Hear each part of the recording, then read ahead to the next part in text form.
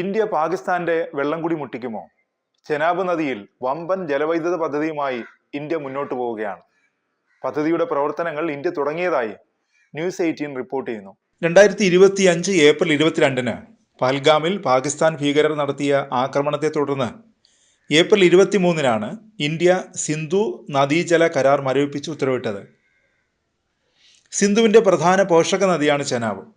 ഇവിടെ വമ്പൻ ജലവൈദ്യുത പദ്ധതിയുടെ പ്രവർത്തനങ്ങൾ ഇന്ത്യ ആരംഭിച്ചതായി ന്യൂസ് 18 റിപ്പോർട്ട് ചെയ്യുന്നു. ജമ്മു കാശ്മീരിലെ ഉധംപൂർ, റംബാൻ ജില്ലകളിലാണ് സാവൽകോട്ട് പദ്ധതി നടപ്പിലാക്കുന്നത്. 5129 കോടി രൂപ ചെലവ് പ്രതീക്ഷിക്കുന്ന മെഗാ പദ്ധതിയാണിത്. ആദ്യഘട്ടത്തിൽ 1406 മെഗാവാട്ട് വൈദ്യുതിയാണ് പദ്ധതി ലക്ഷ്യം വയ്ക്കുന്നത്. രണ്ടാം ഘട്ടത്തിൽ 480 മെഗാവാട്ടും വൈദ്യുതോൽപാദനം ലക്ഷ്യം വയ്ക്കുന്നു. ചെനാബ് നദിയിൽ ബാഗ്ലിഹാർ, സലാൽ പദ്ധതികൾക്കിടയിലാണ് ഇത് നിർമ്മിക്കുക.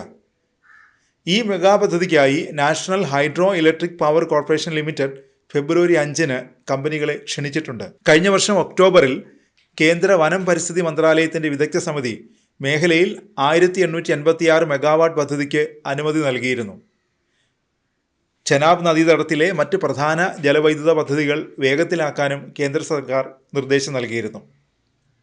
2026 ഡിസംബറോടെ പക്കൽ ദുൽ കുരു പദ്ധതികൾ കമ്മീഷൻ ചെയ്യാനും 2028 മാർച്ചോടെ ക്വാർ പദ്ധതി പൂർത്തിയാക്കാനും റാറ്റിൽ അണക്കെട്ടിൻ്റെ നിർമ്മാണം വേഗത്തിലാക്കാനുമാണ് കേന്ദ്ര സർക്കാർ നിർദ്ദേശം നൽകിയത്.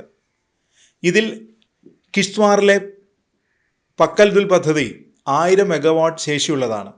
ചെനാബ് തടത്തിലെ ഏറ്റവും വലിയ പദ്ധതിയായ ഇത് 167 മീറ്റർ ഉയരമുള്ള ഇന്ത്യയിലെ ഏറ്റവും വലിയ ഉയരം കൂടിയ അണക്കെട്ടുമാണ്. പക്കൽ ദുൽ പദ്ധതി 2026 ഡിസംബറോടെ പ്രവർത്തനക്ഷമമാക്കാനാണ് കേന്ദ്രത്തിന്റെ നീക്കം. ഇതിനു പുറമെ ചെനാബിൽ ദുൽഹസ്തി സ്റ്റേജ് 2 പദ്ധതിയും ഇന്ത്യ മുന്നോട്ട് കൊണ്ടുപോവുകയാണ്. പാകിസ്ഥാന്റെ കൃഷിയുടെ 80 മുതൽ 90% സിന്ധു നദിയിലെ ജലത്തെയാണ് ആശ്രയിക്കുന്നത്. നിലവിൽ പാകിസ്ഥാനിലെ പ്രധാന ജലസംഭരണികളായ തർബേല, മംഗ്ല എന്നിവിടങ്ങളിലെ ജലനിരപ്പ് താഴ്ന്നു. വലിയ പ്രതിസന്ധിയാണ് ഇപ്പോൾ പാകിസ്ഥാൻ നേരിടുന്നതെന്നാണ് മാധ്യമ റിപ്പോർട്ടുകൾ പറയുന്നത്.